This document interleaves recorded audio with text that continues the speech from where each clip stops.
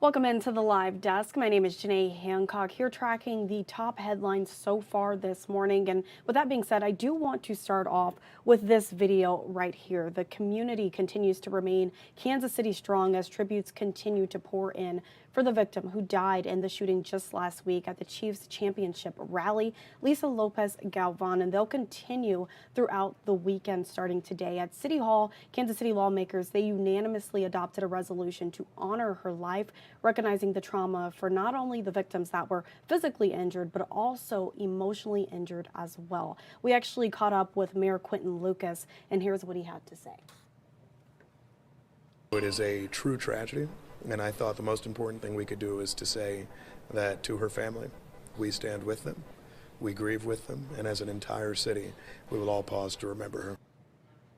To remember her. And again, that will continue today and going into this weekend, and I'm sure in the next few weeks. The public is invited to help mourn Lopez-Galvan today. Her family will hold a rosary at 6:30 and visitation that is open to the public from 7 to 9. Her funeral mass will be held tomorrow starting at 10 a.m. and all of that information is here on your screen. We'll be sure to remind you all during our newscast as well today, and we'll have live reports later on this evening. But local radio stations have also teamed up to honor Lisa and the impact that she had on listeners. KCTV5's Grace Smith, she has that story.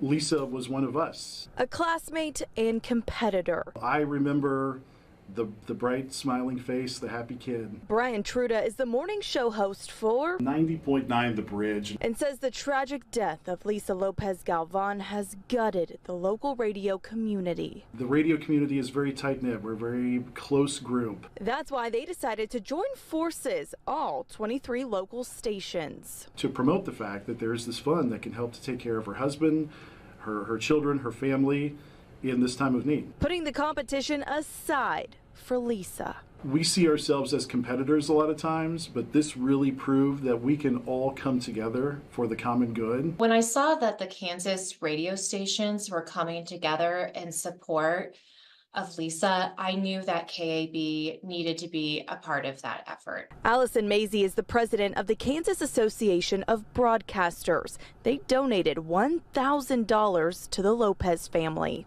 I hope that, our donation helps her family, but also it's to represent our support of broadcasters just in general. Coming up this Saturday at 10, we'll be replaying A Taste of Tejano in tribute to Lisa Lopez-Galvan. A tribute through the airways. Her show, which she co-hosted every Tuesday at KKFI, will be replayed on 90.9 as she's laid to rest. Lisa knew that power of music and broadcasting as well as, if not better than most of us. And so it's just our honor to be able to come together and pay tribute to one of our own.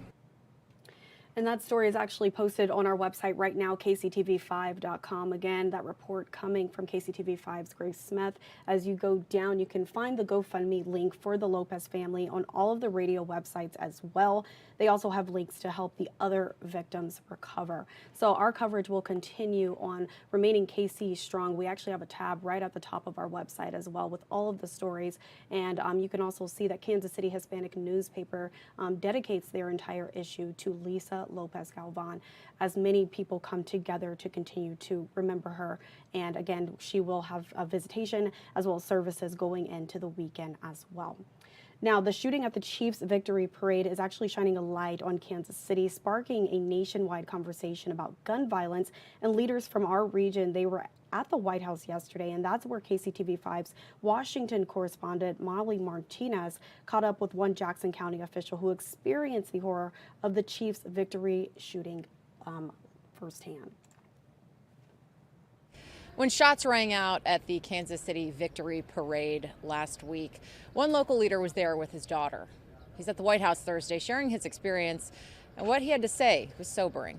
Sadly, she knew more about how to respond to an active shooter situation than I did. Jackson County legislator Manny Abarca called it a confetti to chaos moment.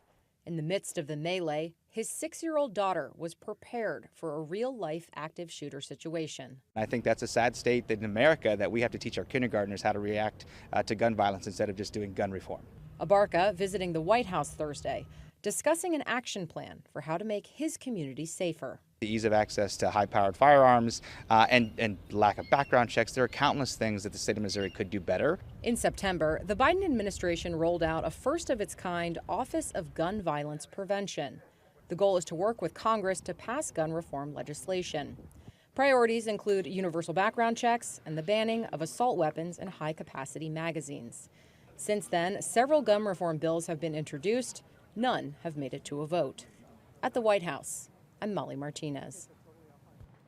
And Manny Abarca has been very vocal since the shooting on social media. This is coming in from X, his recent tweet saying, as my final discussion here in DC, I met with a team to talk about strategies and solutions to change the talk around gun violence here in Missouri and prevention policy. I am thankful to have the opportunity to learn from this powerful organization and create a national network to reform our gun policies at home in Kansas City. Again, that is coming in from Jackson County legislator Manny Abarca. Again, he has been very vocal since that shooting last week at the championship rally at Union Station that took the life of one person, Lisa Lopez-Galvan.